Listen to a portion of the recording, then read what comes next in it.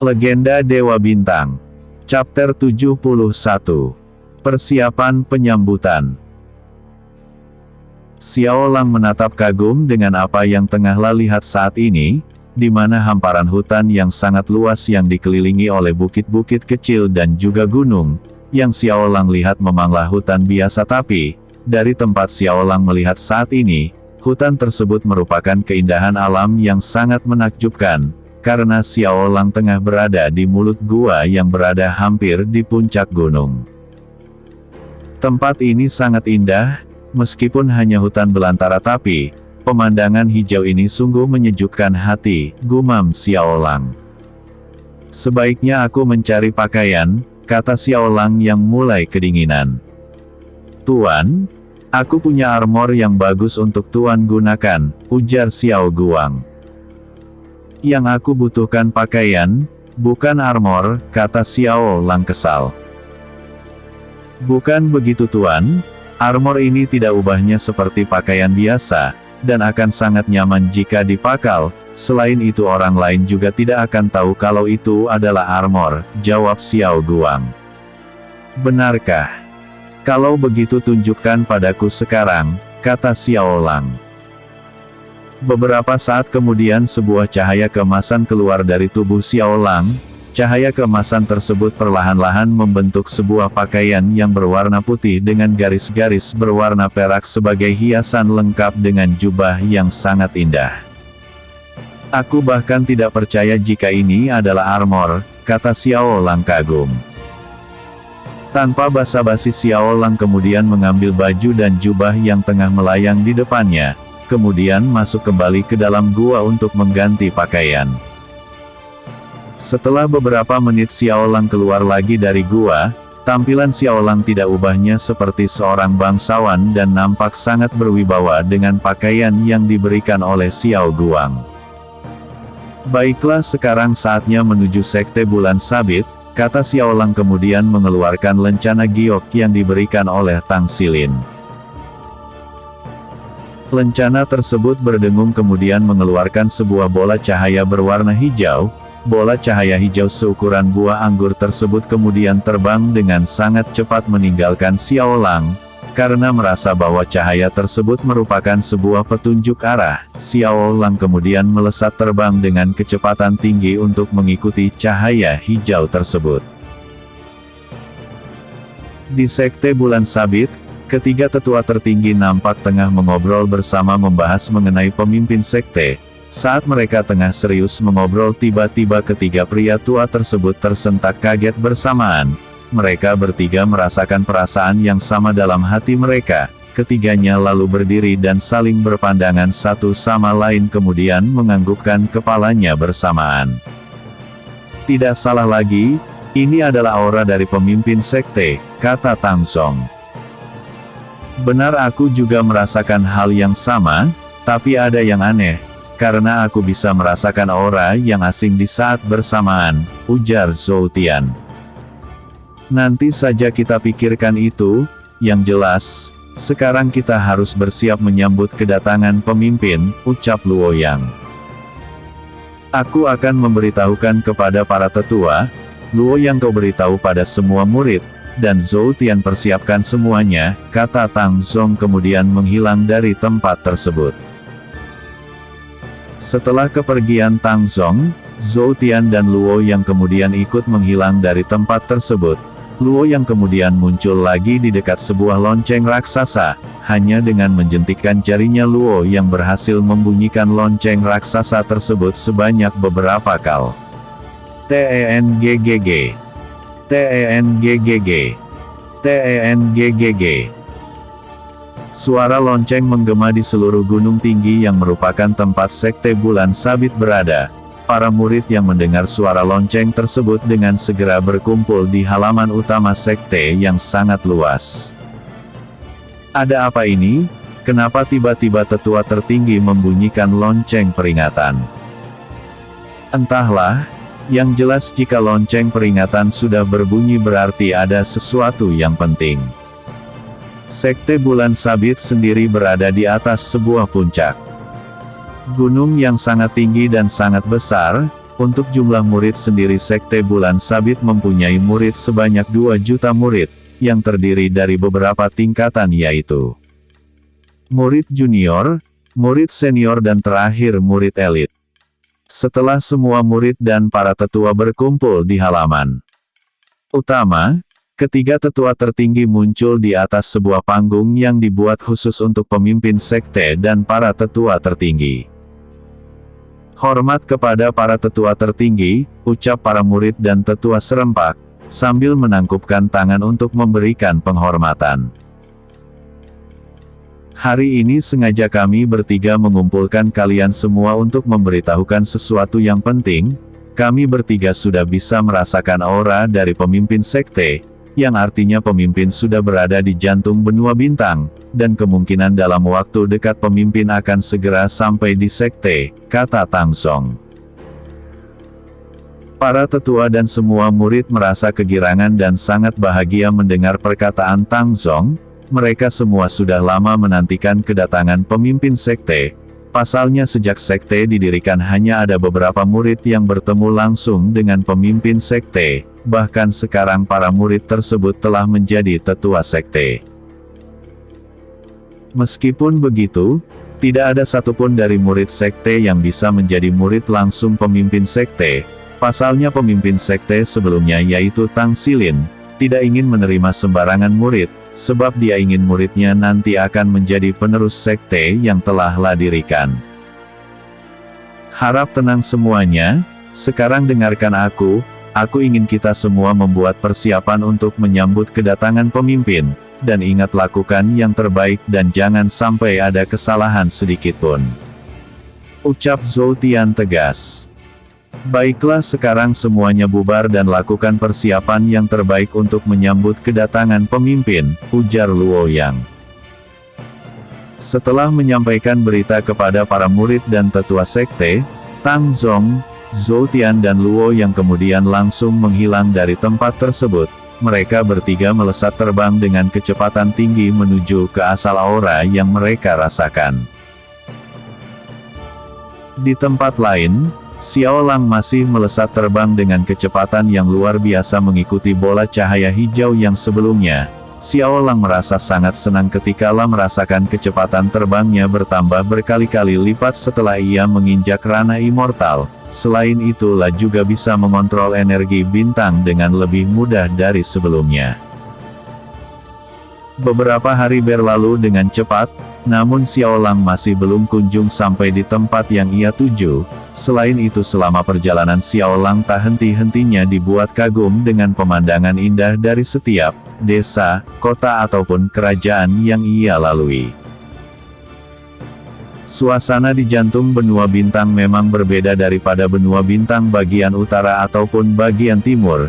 Di jantung benua bintang kerajaan atau kota terlihat sangat megah dan sangat indah jika dibandingkan dengan kota ataupun kerajaan yang ada di benua bintang bagian utara ataupun timur.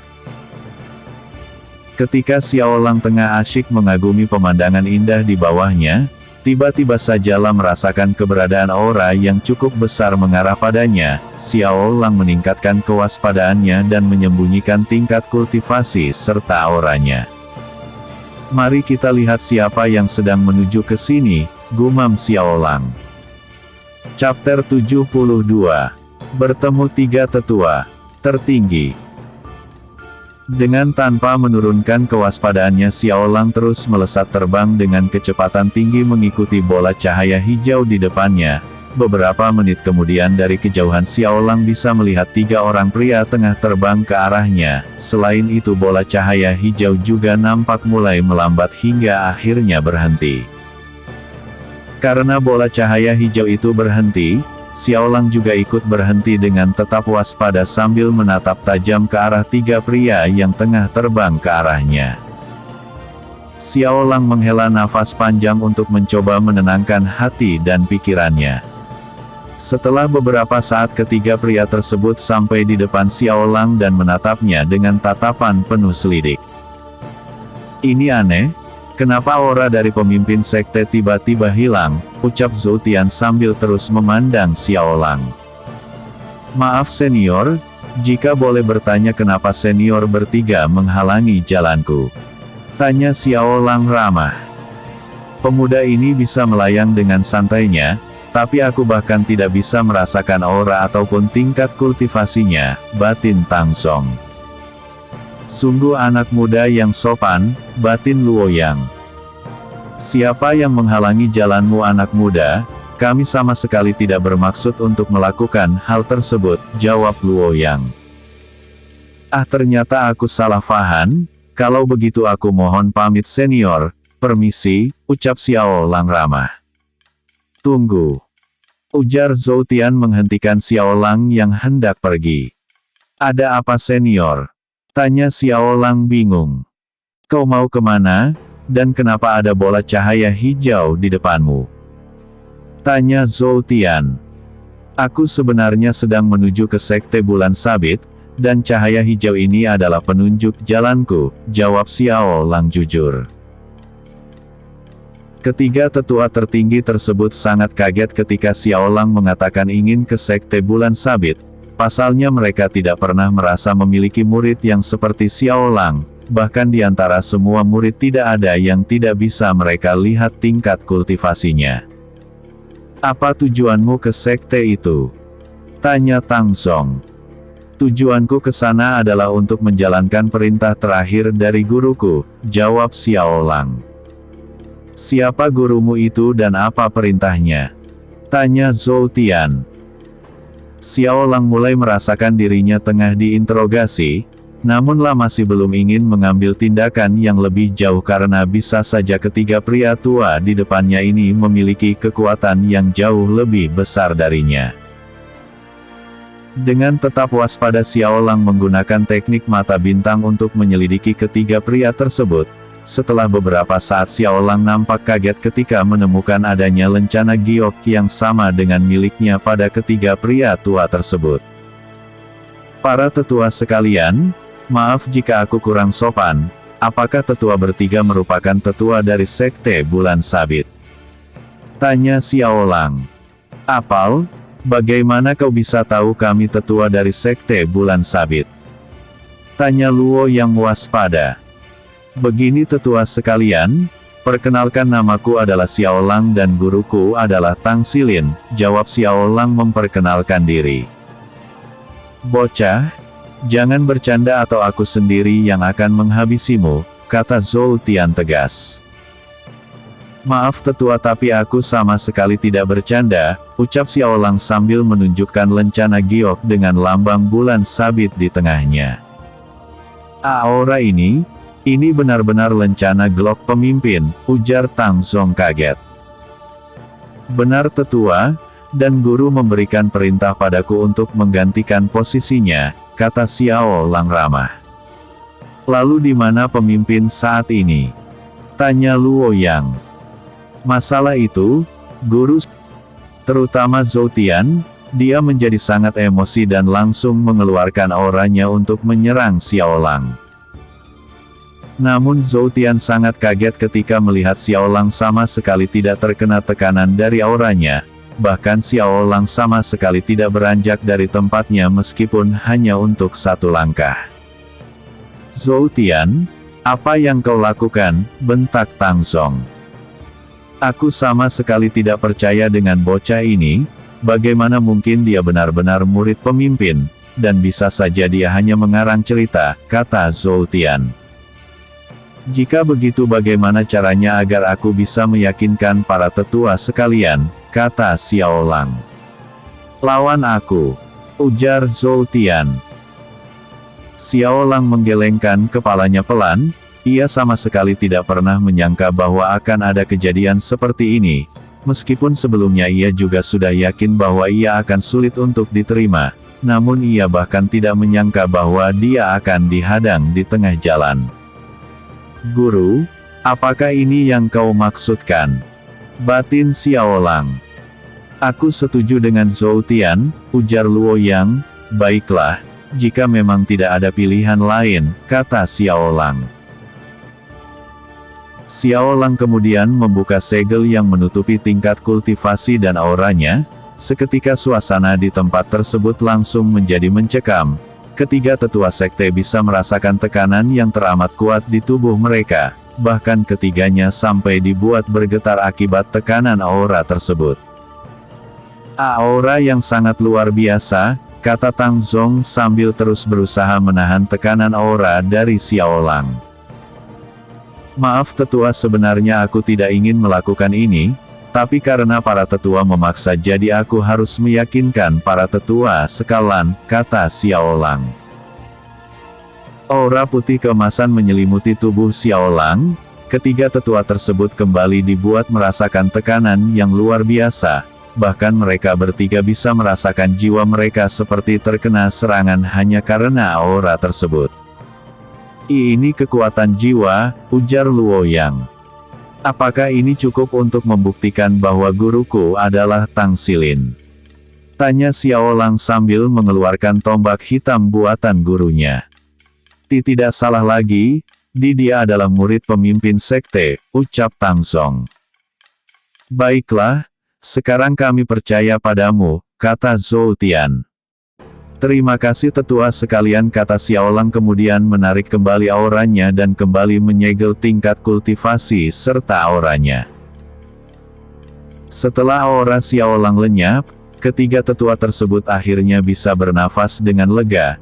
Ketiganya saling berpandangan kemudian saling menganggukkan kepalanya pelan. Setelah itu ketiga tetua tersebut memberikan penghormatan kepada Xiao Lang. Hormat kepada pemimpin yang baru, ucap ketiganya serempak. Tetua sekalian, mohon jangan seperti itu, umurku jauh lebih muda dari para tetua sekalian, jadi jangan memberikan hormat seperti itu, kata Xiao Lang. Sungguh pemuda yang sangat besar hati, batin ketiganya. Pemimpin, perkenalkan namaku adalah Tang Zong.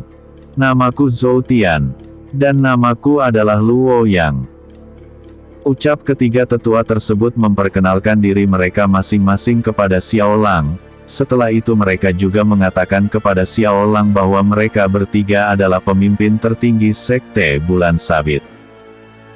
Pemimpin, mari kita kembali ke sekte, karena para murid dan tetua lainnya tengah menunggu kedatangan pemimpin, ajak Tang Zong. Xiao Lang menganggukkan kepalanya pelan, kemudian mereka berempat terbang dengan kecepatan tinggi menuju ke sekte Bulan Sabit. Chapter 73. Sambutan yang tidak ramah. Selama perjalanan menuju sekte Bulan Sabit, Xiao Lang menceritakan semuanya pada ketiga tetua tertinggi, mulai dari pertemuan pertamanya dengan Tang Xilin di jurang tanpa dasar. Lalu dia diangkat menjadi murid dan belajar bersama Tang Xilin selama 2 tahun. Xiao Lang juga menceritakan bahwa Tang Xilin mengorbankan dirinya untuk menolong Xiao Lang yang saat itu kehilangan kultivasinya, hingga pada akhirnya Tang Xilin mengatakan kepada Xiao Lang untuk menjadi penerus pemimpin sekte Bulan Sabit. Jadi begitu ya? Itu artinya pemimpin terdahulu sekarang masih hidup di dalam dirimu, ucap Tang Zong sedih. Benar sekali, meskipun aku sangat menyesal tapi guru mengatakan bahwa itu semua adalah kehendaknya sendiri, jawab Xiao Lang. Tunggu dulu, berarti fenomena aneh yang waktu itu adalah karena pemimpin muda sedang membuat pil penyatu jiwa. Tanya Luo Yang. Hahaha. Aku sebenarnya juga tidak pernah menyangka bahwa membuat pil tersebut akan menimbulkan kehebohan, kata Xiao Lang sambil menggaruk kepalanya yang tidak gatal. Itu artinya pemimpin muda juga seorang alkemis, tidak lebih tepatnya alkemis tertinggi, ujar Zhou Tian. Hahaha, jangan memujiku seperti itu, mungkin saja ada yang lebih hebat dariku di dunia ini, kata Xiao Lang merendah. Pemimpin muda sungguh rendah diri dan tidak sombong, ucap Tang Zong. Mereka berempat terus melesat dengan kecepatan yang luar biasa menuju ke sekte Bulan Sabit, hingga beberapa hari telah berlalu dan akhirnya dari kejauhan Xiao Lang bisa melihat dengan samar-samar bangunan sekte yang ada di atas sebuah gunung yang sangat besar dan tinggi.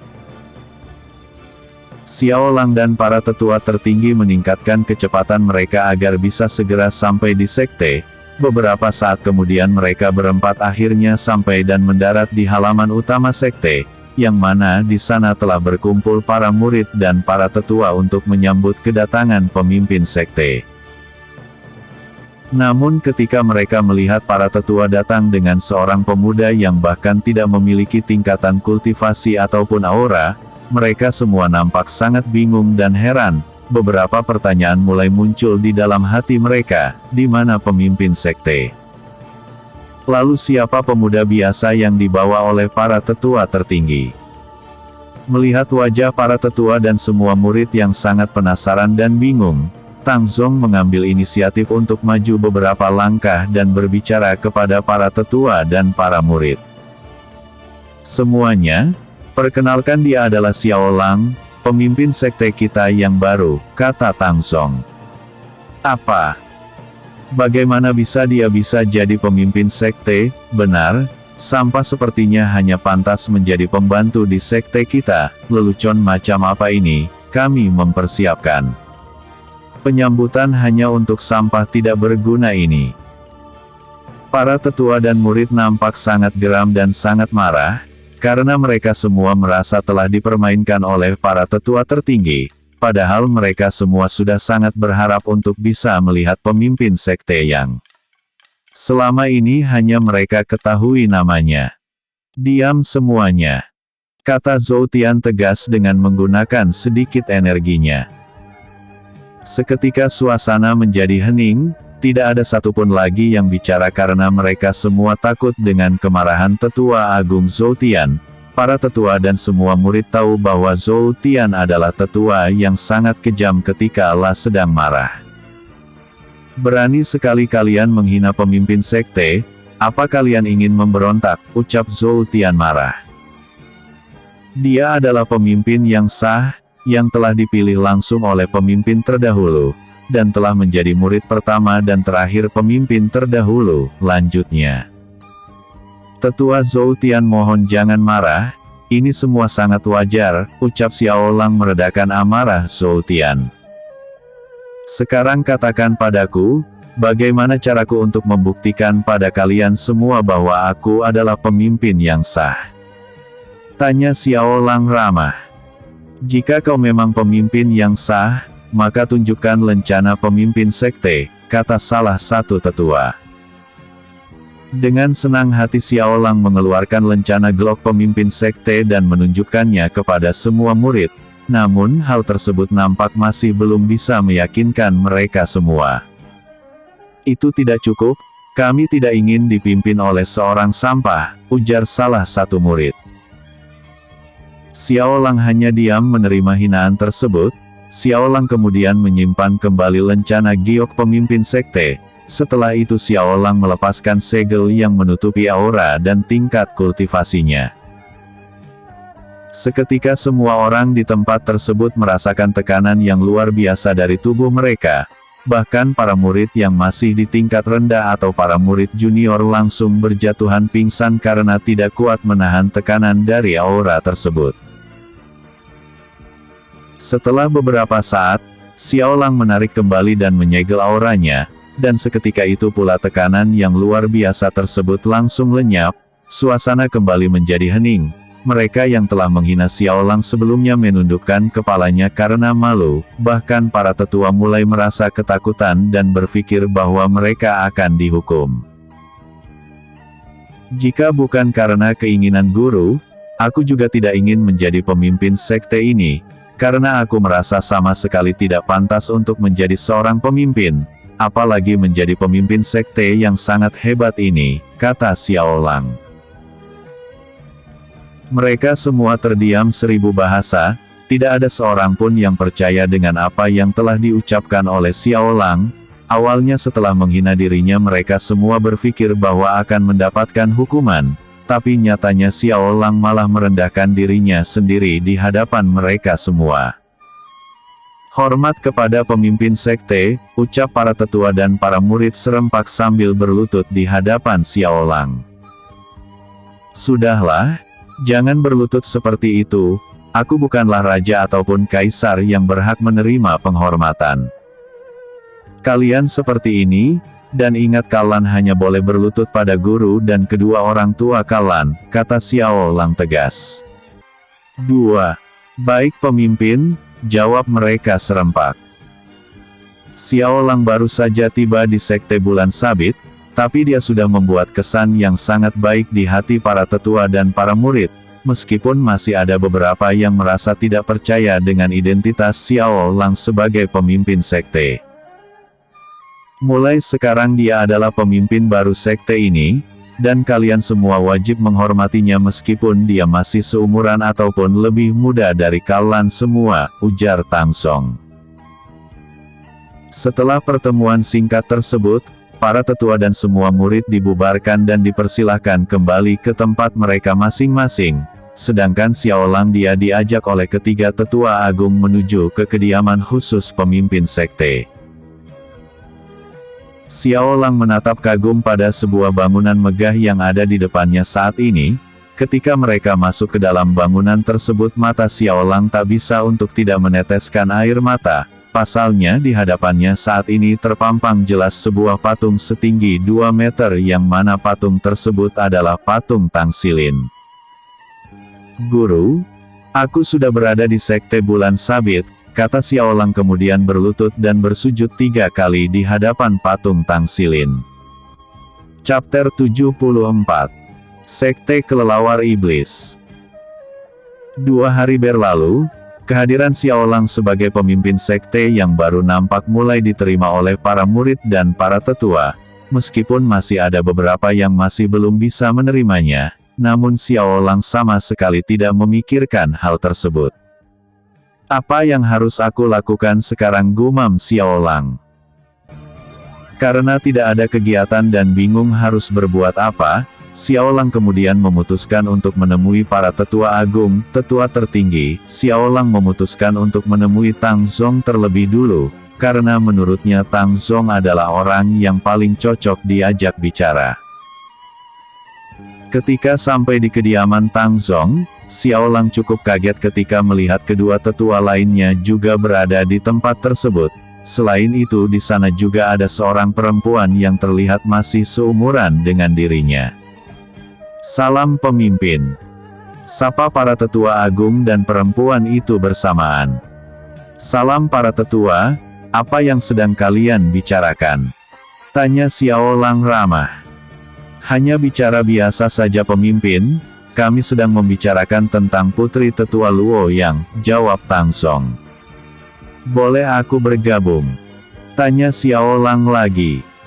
Tentu pemimpin, silahkan, kata Tang Song mempersilahkan. Xiao Lang kemudian duduk di salah satu kursi yang ada di sana. Suasana awalnya terasa sedikit canggung terlebih karena kehadiran putri Luo Yang. Meskipun Xiao Lang tidak merasakan apa-apa, akan tetapi para tetua tiba-tiba merasa mereka seperti sedang mengganggu pertemuan anak muda. Jadi apa yang tengah kalian bahas? Tanya Xiao Lang memulai percakapan. Luo yang kemudian memperkenalkan putrinya kepada Xiao Lang. Setelah itu Luo yang menceritakan masalah yang tengah menimpa dirinya saat ini, yang mana putrinya Luo Li sangat disukai oleh anak raja kota, dan sangat menginginkan Luo Li menjadi istrinya. Xiao Lang mendengarkan cerita Luo yang dengan seksama, dia sesekali menganggukkan kepalanya tanda bahwa dia mengerti dengan situasi yang tengah terjadi, antara tetua Luo Yang dan anak raja kota tersebut. Pemimpin, bagaimana menurutmu? Tanya Luo Yang. Tetua, menurutku, kita tanyakan dulu hal ini pada Luo Li, jika dia tidak mau kita jangan memaksanya, terlebih lagi dengan sikap anak raja kota tersebut yang sangat kurang ajar, dan jika dia masih memaksa maka aku sendiri yang akan menyelesaikan masalah ini, kata Xiao Lang tegas. Hanya karena dia anak raja kota lalu dia berpikir bisa berbuat seenaknya, sayang sekali dia akan berurusan dengan orang yang salah, lanjutnya. Terima kasih pemimpin, sekarang kami bisa tenang, kata Luo Yang. Mereka melanjutkan pembicaraan hingga sore. Setelah itu Xiaolang langsung kembali ke kediamannya karena ia ingin segera beristirahat. Tanpa sadar Luoli menatap kepergian Xiaolang dengan tatapan yang sulit diartikan. Ada rasa kagum dalam hatinya kepada sosok Xiaolang yang sangat dewasa dan berwibawa. Selain itu ada juga rasa yang sulit untuk diartikan. "Ekem, pemimpin sudah tidak terlihat lagi. Kenapa kau masih saja memandang ke arah sana?" ujar Luoyang. Tidak ayah. Aku tidak melihat ke sana, jawab Luoli terbata. Luoyang dan kedua tetua lainnya tertawa terbahak-bahak melihat tingkah Luoli. Pasalnya selama ini mereka bertiga sangat mengetahui bagaimana sifat Luoli. Terlebih lagi Luoyang, mereka tahu bahwa Luoli sangat dingin dan tidak akan menghiraukan pria manapun yang mencoba untuk mendekatinya. Meskipun sedang tertawa, namun di hati Luo yang merasakan perasaan yang berbeda. Dalam hatinya ia merasa takut sesuatu akan terjadi pada putrinya. Ia takut kalau putrinya akan mempunyai perasaan kepada Xiaolang. Alasannya adalah karena Luo yang tahu kekuatan Xiaolang tidak bisalah bayangkan dan bagaimana mungkin sosok kuat seperti Xiaolang mau bersama perempuan yang hanya seperti semut di hadapannya. Akan tetapi kenyataannya sama sekali tidak seperti apa yang dipikirkan oleh Luoyang. Sejak awal pertemuan Xiaolang juga sudah sangat mengagumi Luoli. Selain itu ia juga merasakan perasaan aneh dalam hatinya, namun ia tetap mencoba untuk bersikap tenang dan tidak terlalu menghiraukan perasaan tersebut. "Lier, apa kau menyukai pemimpin muda?" tanya Tang Song. "Entahlah paman, aku juga tidak tahu," jawab Luoli. "Putriku, dia adalah seorang pemimpin, selain itu dia juga mempunyai kekuatan yang luar biasa. Ayah dan kedua pamanmu bahkan tidak bisa mengukur tingkat kultivasinya," ujar Luoyang. "Sudahlah, jika memang hal itu benar lalu apa masalahnya, biarkan saja mereka anak muda yang mengurusnya," kata Zhou Tian. "Bukan seperti itu. Dia adalah pemimpin kita dan sudah sepatutnya dia kita hormati," jawab Luoyang. Mereka berempat terus mengobrol sampai larut malam. Selama mengobrol Luoli hanya tertunduk dalam dan hanya mendengarkan pembicaraan ayah dan kedua tetua lainnya yang sudahlah anggap sebagai pamannya sendiri. Luoli kembali memikirkan apa yang dikatakan oleh ayahnya, dan menurutnya hal itu adalah kebenaran. Karena jika dibandingkan maka ia sama sekali tidak pantas untuk Xiaolang. Di tempat lain, di dalam sebuah gua yang lumayan besar beberapa orang dengan aura yang sangat kuat tengah berkumpul. Di antara mereka ada satu orang yang mempunyai aura yang sangat kuat dibandingkan dengan yang lainnya, dan dia juga yang menjadi pemimpin pertemuan tersebut. "Sudah saatnya kita menghancurkan Sekte Bulan Sabit, dan aku yakin situasi Lin sudah tidak ada lagi di dunia ini," kata pria yang memakai jubah merah. "Benar sekali, aku juga setuju mengenai hal itu. Sudah saatnya kita menguasai jantung benua ini," kata pria yang memakai jubah hitam. "Kalau begitu, persiapkan semuanya dan kita akan segera berangkat ke sana," kata pemimpin kelompok tersebut. Semua orang yang ada di dalam gua tersebut langsung berdiri dan kemudian meninggalkan gua. Setelah kepergian semua pengikutnya, pemimpin kelompok tersebut nampak menunjukkan senyuman sinis kemudian tertawa dengan lantang. "Silin, sudah saatnya sekte yang kau dirikan hancur di tanganku," kata pria tersebut. Tubuh pria itu tiba-tiba diselimuti oleh kabut asap yang sangat tebal. Beberapa saat kemudian pria tersebut benar-benar menghilang bersama dengan kabut asap yang menyelimuti tubuhnya.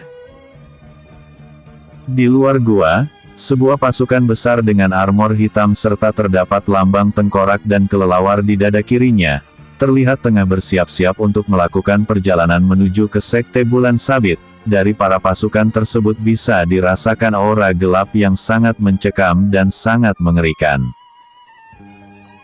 Mereka semua bukan lagi seperti pasukan manusia.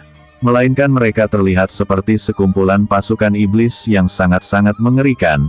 Hanya dengan aura membunuh yang terpancar dari tubuh mereka saja, mungkin sudah bisa membuat seseorang mati karena ketakutan. Sekarang kita akan menghancurkan sekte bulan sabit, dan sekte kita akan menjadi penguasa jantung benua bintang, ucap seorang pria yang mengenakan jubah hitam. Hidup sekte kelelawar iblis, ucap para pasukan serempak. Chapter 75. Dinding ilusi Yin dan Yang. Di sekte bulan sabit, Xiao Lang masih terlihat tenang dan santai di dalam kediamannya tanpa mengetahui bahwa ada yang tengah mencoba untuk menyerang sekte bulan sabit, sementara para tetua dan semua murid melakukan aktivitas mereka seperti biasa. Aku sangat bosan, apa yang harus aku lakukan sekarang, gumam Xiao Lang. Tuan, sebaiknya Anda belajar teknik mantra formasi, ujar Xiao Guang. Benar juga, baiklah aku akan ke dunia jiwa sekarang, kata Xiao Lang kemudian masuk ke dalam dunia jiwa. Sesampainya di dunia jiwa, Xiao Lang agak sedikit terkejut melihat perubahan pada Xiao Guang. Sebelumnya Xiao Guang terlihat seperti seorang kesatria dengan armor emas yang sangat megah. Namun sekarang Xiao Guang malam nampak seperti seorang dewa dengan aura yang sangat agung. Xiao Lang nampak sangat pangling dengan perubahan Xiao Guang. Sayangnya Xiao Guang tidak bisa menemaninya di dunia nyata. Jika tidak maka ia yakin Xiao Guang pasti akan menjadi pusat perhatian semua orang dimanapun dia berada. Kau terlihat seperti seorang dewa, kata Xiao Lang. Terima kasih atas pujiannya Tuan, ini adalah kitab mengenai mantra formasi, mulai dari yang lemah sampai yang terkuat, kata Xiao Guang sambil menyerahkan sebuah kitab berwarna biru pada Xiao Lang. Oh ya Tuan, ada satu lagi yang harus Tuan pelajari, ucap Xiao Guang. Apa itu? Tanya Xiao Lang. Material Soul. Tuan sekarang harus bisa membangkitkan material soul dalam 1 bulan ini, jawab Xiao Guang. Material soul, apa itu? Tanya Xiao Lang penasaran. Material soul adalah gambaran jiwa seorang kultivator, atau biasa disebut sebagai jiwa bela diri. Material soul mempunyai berbagai macam bentuk dan rupa, seperti hewan, senjata dan lainnya. Material soul sendiri mempunyai beberapa tingkatan, yaitu tingkat rendah, tingkat menengah, tingkat tinggi dan terakhir tingkat dewa. Selain itu dari tingkatan tersebut terbagi menjadi 7 bintang yang menjadi perbedaan dalam tingkatannya, jawab Xiao Guang. Baiklah, kalau begitu setelah ini aku akan mencoba untuk membangkitkan material soulku, kata Xiao Lang kemudian terbang menuju utara dunia jiwa. Di utara dunia jiwa, Xiao Lang membuka kitab yang diberikan oleh Xiao Guang padanya. Xiao Lang nampak takjub ketika membaca tentang keterangan teknik mantra formasi. Meskipun kitab tersebut terlihat tipis dan biasa saja namun, di dalam kitab tersebut tersimpan berbagai macam teknik dan penjelasan tentang mantra formasi. Xiao Lang mempelajari kitab tersebut dengan sangat serius. Hingga tanpa ia sadari matahari di dunia jiwa sudah hampir terbenam. Meskipun demikian Xiao Lang masih belum mau berhenti untuk mempelajari kitab tersebut sampailah benar-benar menguasai kitab tersebut. Waktu terus berlalu dengan cepat, dan pada akhirnya Xiao Lang berhasil membaca dan mempelajari seluruh isi kitab tersebut. Xiao Lang menutup kitab yang ada di tangannya kemudian berdiri dan melakukan sedikit gerakan untuk merenggangkan otot-ototnya yang terasa kaku. Ternyata sudah sangat larut, gumam Xiao Lang. Setelah selesai merenggangkan otot-ototnya, Xiao Lang kemudian terbang kembali ke tempat Xiao Guang berada. Namun sebelum ia sampai di tempat Xiao Guang, Xiao Lang tiba-tiba merasakan perasaan yang aneh dan hatinya tiba-tiba menjadi tidak tenang. Karena merasa khawatir akan terjadi sesuatu, Xiao Lang kemudian langsung keluar dari dunia jiwa. Setelah muncul kembali di dalam kamarnya, Xiao Lang langsung bergegas meninggalkan kamarnya dan keluar dari kediamannya. Mata Xiaolang menatap tajam jauh ke arah barat, perasaan aneh dan khawatir yang ada dalam dirinya menjadi semakin besar, dan entah kenapalah tiba-tiba merasakan sesuatu yang sangat besar akan segera terjadi. Sebenarnya apa yang akan terjadi, gumam Xiaolang. Karena perasaan khawatir yang ia rasakan semakin membesar, Xiaolang kemudian terbang secara perlahan ke langit. Xiaolang kemudian melepaskan segel yang menutupi aura dan energinya, kemudian ia menyebarkan auranya ke seluruh bagian gunung yang merupakan wilayah Sekte Bulan Sabit. Ketiga tetua agung, para tetua sekte dan semua orang yang ada di sekte yang sedang tertidur segera bangun dan langsung berlarian keluar kediaman mereka saat merasakan aura yang sangat besar menerpa tubuh mereka. Mereka semua menatap ke arah langit yang mana hanya nampak cahaya biru keemasan tengah melayang di langit sekte. Siapa itu? Apa mungkin itu pemimpin? Tapi apa yang lakukan malam-malam begini? Mereka semua bertanya-tanya karena penasaran dengan apa yang tengah dilakukan oleh Xiaolang, namun lain halnya dengan ketiga tetua agung. Mereka bertiga langsung terbang dan menghampiri Xiaolang. Pemimpin, apa yang terjadi? Tanya Tang Song. Aku juga tidak tahu pastinya, tapi yang jelas aku bisa merasakan akan terjadi sesuatu yang buruk, jawab Xiaolang. Ketiga tetua agung nampak kaget dengan apa yang dikatakan oleh Xiaolang, karena mereka bertiga sama sekali tidak merasakan apapun. Tetua, apa sekte kita mempunyai mantra formasi? Tanya Xiaolang. Tentu ada pemimpin, biar aku tunjukkan, jawab Luoyang. Luoyang kemudian membuat segel tangan dan beberapa saat kemudian sebuah kubah emas transparan yang sangat besar nampak melindungi seluruh bagian gunung. Ini merupakan mantra formasi tingkat tinggi, yang bernama formasi kubah emas, ucap Luoyang. Ini masih belum cukup, kata Xiaolang. Ketiga tetua agung nampak kaget mendengar ucapan dan reaksi Xiaolang yang nampak biasa saja, padahal mantra formasi kubah emas merupakan mantra formasi tingkat tinggi yang bahkan sangat sulit untuk ditembus oleh pendekar dewa sekalipun. Mereka bertiga ingin bertanya pada Xiaolang namun tidak ada satupun yang punya keberanian. Xiaolang menutup matanya lalu menghembuskan nafas panjang. Setelah hati dan pikirannya tenang, Xiaolang kemudian membuat segel tangan yang benar-benar rumit, bahkan ketiga tetua agung nampak tidak mengetahui apa yang akan dilakukan oleh Xiaolang. Setelah selesai membuat segel tangan, Xiaolang kemudian mengangkat kedua tangannya ke atas lalu dari telapak tangannya muncul lingkaran sihir formasi yang berbentuk yin dan yang. Lingkaran tersebut kemudian membesar hingga akhirnya menyelimuti seluruh bagian gunung. Ini mantra formasi tingkat dewa, kata Luo yang kaget.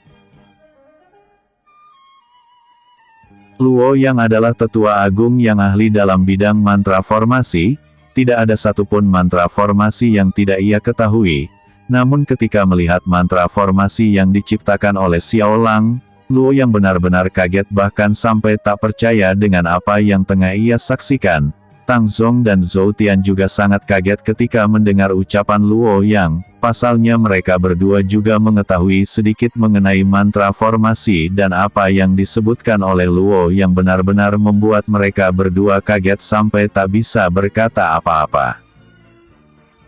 Benar sekali, ini adalah mantra formasi tingkat dewa, yang aku ciptakan sendiri dengan menggabungkan elemen kegelapan dan elemen cahaya. Mantra formasi ini aku sebut sebagai dinding ilusi yin dan yang, ucap Xiaolang. Bersambung. Chapter 76. Serangan Sekte. Kelelawar Iblis.